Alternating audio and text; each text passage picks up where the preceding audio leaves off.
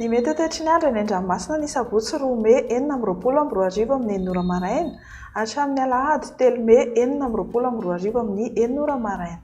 Foana ny filazana fampitandrema ho amin'ny havon'ny alirano ho an'ny morontsiraka rehetra izay naray izany, anefa entamina hatrany isika mba ho mailo mandrakariva eny an-dranomasina eny.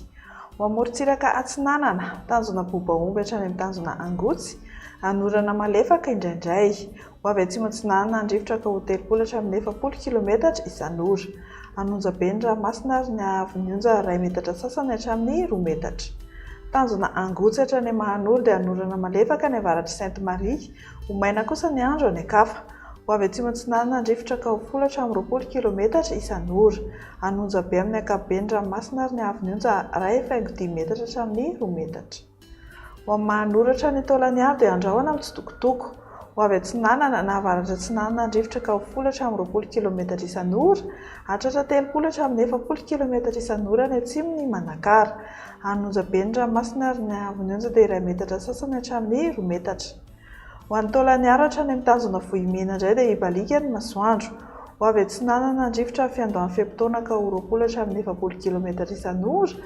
Ho avy atsimo indrifotra amin'ny fiafaran'ny feim-potoana ka ho 10 hatramin'ny 20 km isan'ora. Anonja be na herin'ny ranomasina ary ny hahavon'ny onja dia 2 hatramin'ny 2,10 metatra. Ho amin'ny morontsiraka Andrefana, tanjona Vohimena hatrany amin'ny tanjona Kabo dia ho maina ny andro amin'ny ankapobeny. Ho avy atsimo indrifotra ka ho 10 hatramin'ny 30 km isan'ora. Anonja be ny ranomasina ary ahery indraindray ary ny hahavon'ny onja 2 hatramin'ny 2,10 metatra. Ho an'ny tanjona Akabo hatrany amin'ny tanjona Vilanandro dia andrahoana vitsy. Ho avy atsimo amin'ny ankapobeny indrifotra ka ho 10 hatramin'ny 30 km isan'ora, hatratra 40 km isan'ora rehefa manalavitra ny morontsiraka.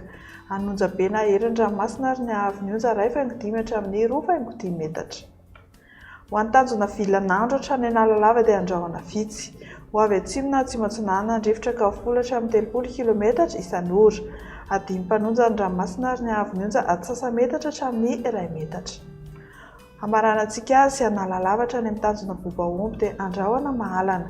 Ho avy Atsinanana andrifotra ny maraina ka ho 10 hatramin'ny 20 km isan'ora.